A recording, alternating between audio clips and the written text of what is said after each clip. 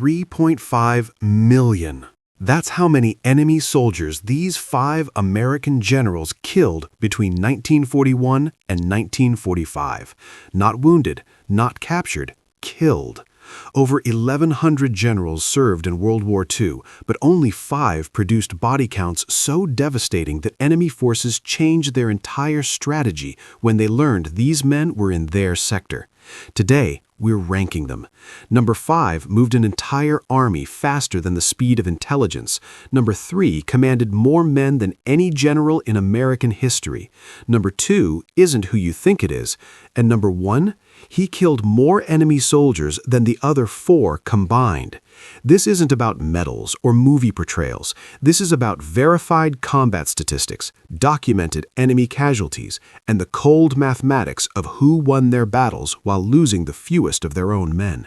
Let's count down the 5 most lethal American generals of World War II. But before we start, if you want to see who takes the number 1 spot, hit that like button right now. It tells YouTube to recommend this video to more history fans like you. And subscribe so you never miss our rankings. Now let's start with number 5. Number 5, Lieutenant General Lucian Truscott. Here's what you need to know about Lucian Truscott. In August 1944, Allied command estimated it would take 90 days to capture southern France and link up with forces advancing from Normandy. Truscott did it in 28 days. Not 30, not 35, 28. The German 19th Army, a force of 285,000 troops, was supposed to slow him down. Instead, Truscott's 6th Corps moved so fast that German intelligence thought they were tracking 3 different American armies. They weren't. Just one general who understood something every other commander missed. Speed kills more effectively than firepower. Truscott invented something called the Truscott Trot, a forced march pace of 5 miles per hour carrying full combat gear. Standard Army doctrine was 2.5 miles per hour. His infantry divisions moved twice as fast as anyone else in the European theater. That doesn't sound like much until you understand what it meant operationally. German commanders planned defensive positions based on how fast American units could move. Truscott's men appeared 24 hours before German calculations said they could possibly arrive. Defensive lines weren't prepared, artillery wasn't registered, reserves weren't positioned. By the time German units reacted, Truscott was already 20 miles past them. In Operation Dragoon, the invasion of southern France, Truscott's forces covered 400 miles in 4 weeks.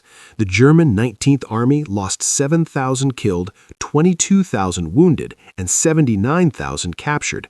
But here's the critical number. Truscott's 6th Corps suffered the lowest casualty rate per mile advanced of any American corps in the European theater. He killed more enemies while losing fewer of his own men than comparable commanders. That's not luck, it's tactical genius. The Germans had a name for units under Truscott's command, Gester Army or Ghost Army. You'd identify their position on a map, and by the time you moved forces to counter them, they were gone, 40 miles away, already attacking your next defensive line. German commanders who fought Truscott said the same thing in post-war interviews. When you realized Truscott was in your sector, you had 2 options: retreat immediately or lose your entire command. There was no middle ground. Most Americans have never heard of Lucian Truscott. The Germans who fought him never forgot his name. James Gavin was the only American general in World War II who jumped into combat with the first wave of paratroopers, not observing from headquarters, not arriving after the position was secured, but jumping first. At 1:51 a.m. on June 6, 1944, Gavin stood in the door of a C-47 over Normandy and led his division into the largest amphibious invasion in history. He was 36 years old, a brigadier general commanding assault elements of the 82nd Airborne Division.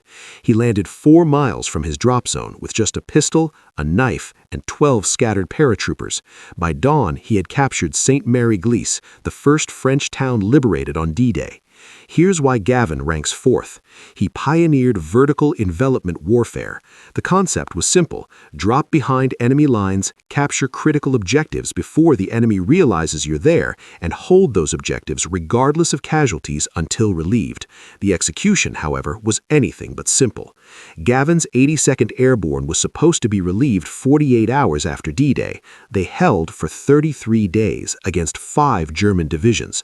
The division lost 5,245 men killed, wounded, or missing, but they held every single objective, every bridge, every crossroads, every town. German forces trying to counterattack the invasion beaches had to fight through Gavin's paratroopers first. Most never made it to the coast. The statistics that matter: in 4 major operations, Sicily, Normandy, Holland, and the Bulge, Gavin's 82nd Airborne engaged and defeated elements of 23 different German divisions. They inflicted an estimated 23,000 casualties while suffering 15,847 of their own.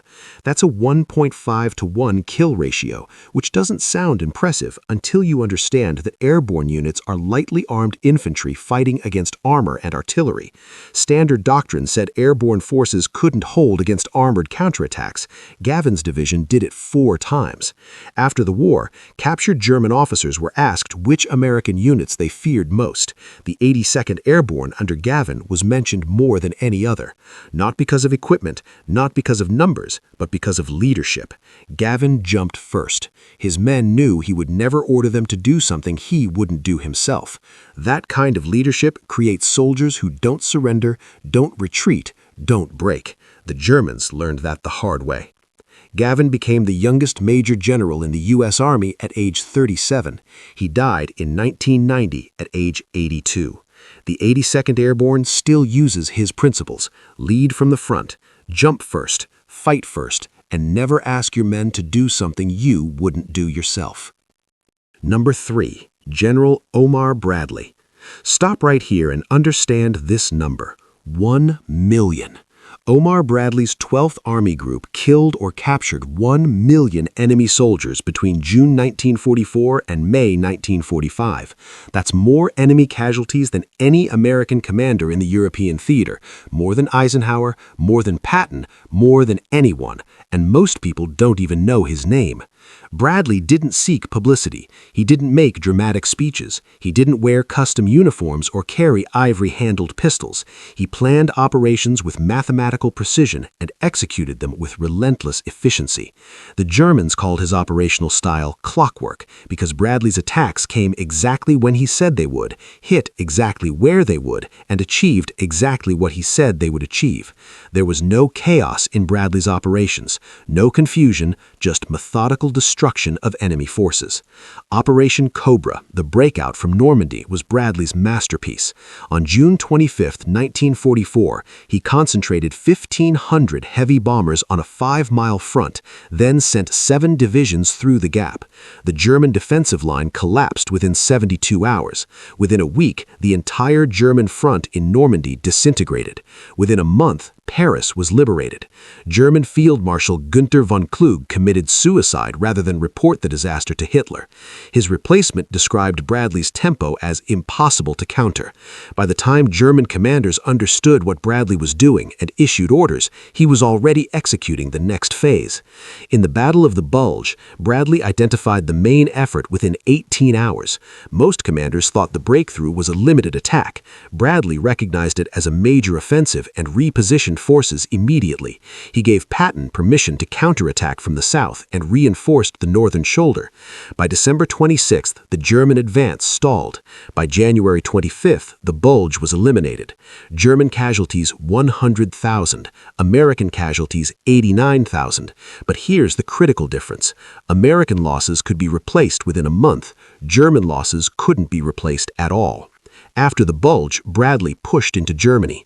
His 12th Army Group encircled the Ruhr industrial region. 325,000 German soldiers surrendered in one operation, the largest mass surrender in German military history. It happened because Bradley surrounded them so efficiently that resistance was pointless. That's the difference between good generals and great generals. Good generals win battles. Great generals make the enemy realize fighting is futile. Bradley retired as a five-star general. He died in 1981 at age 88. He wrote one memoir. It sold moderately. No Hollywood movie, no dramatic legacy, just the quiet record of the man who killed more German soldiers than any other American commander through simple, relentless competence. The Germans didn't fear Bradley because he was aggressive. They feared him because he never made mistakes they could exploit. Yes, number 2, not number 1. And here's why. George Patton was the most aggressive American general in World War II. His Third Army inflicted 1.4 million casualties on German forces, a kill ratio of nearly 9-1. Those are spectacular numbers, but they came at a cost. Third Army suffered 160,000 casualties, the highest of any American army in Europe. 27,000 Americans died under Patton's command, more dead Americans than any other army commander. The question isn't whether Patton was effective. He was. The question is whether his results justified the costs. That's why he's number 2, not number 1. The legend versus reality. The legend says Patton was a military genius who terrified the Germans. The reality is more complicated. Patton's aggressive tactics worked. His army captured more territory than any other American force, 80,000 square miles in 9 months. His relief of Bastogne during the Battle of the Bulge was operationally brilliant. Turning Third Army 90 degrees in 48 hours required logistical genius. But Patton's casualty rates were 40% higher per day of combat than the 12th Army Group average. His attack through Lorraine in autumn 1944 caused 50,000 American casualties to advance 40 miles. The exchange ratio was 3 Germans killed for every American, instead of Patton's usual 9-1. Why? Because Patton attacked fortified positions with insufficient preparation. He believed momentum mattered more than casualties. Here's the statistic that defines Patton. 21 Medals of Honor were awarded for actions under his command during the Battle of the Bulge, more than any other battle in the European theater. His soldiers performed incredible acts of courage because Patton demanded it, and they died in larger numbers because Patton accepted those costs. His philosophy was simple. Speed and violence overwhelm any defense. Accept casualties if it means maintaining momentum. That philosophy produced spectacular results and terrible losses.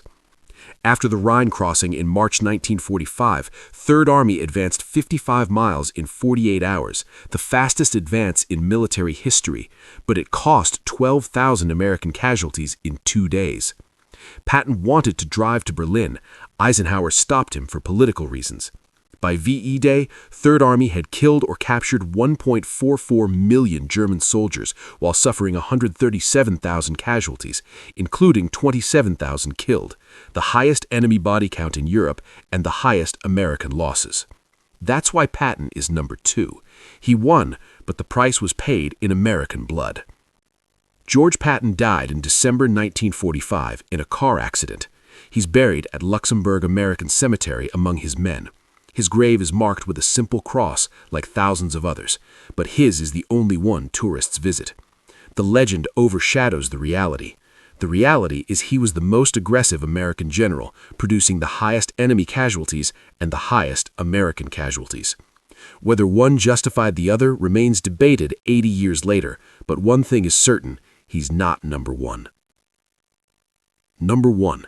General Douglas MacArthur. Douglas MacArthur killed more enemy soldiers than any American commander in history while suffering proportionally fewer casualties than any comparable operation.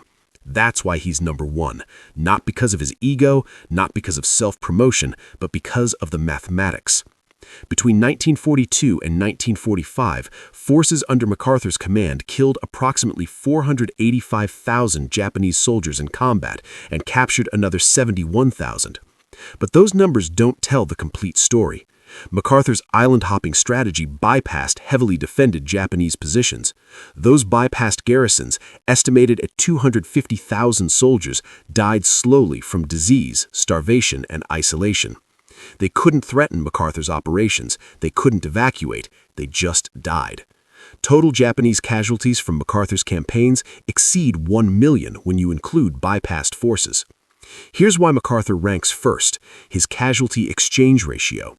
In the Papua New Guinea campaign, MacArthur's forces suffered 24,000 casualties. Japanese forces lost 160,000, a 6.6 to 1 ratio. In the Philippines campaign, American casualties were 62,000, including 14,000 killed. Japanese casualties were 336,000, including 267,000 killed, a 5.4 to 1 ratio. Compare that to island assaults like Iwo Jima, where American forces suffered 26,000 casualties to kill 18,000 Japanese.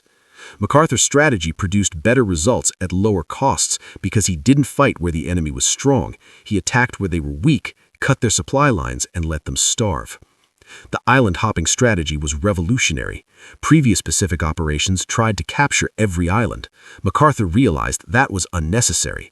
Take the airfields, take the ports, bypass everything else. Japanese garrisons on bypassed islands couldn't affect MacArthur's operations. They had no ships, no aircraft, no resupply. They were militarily irrelevant. So MacArthur left them.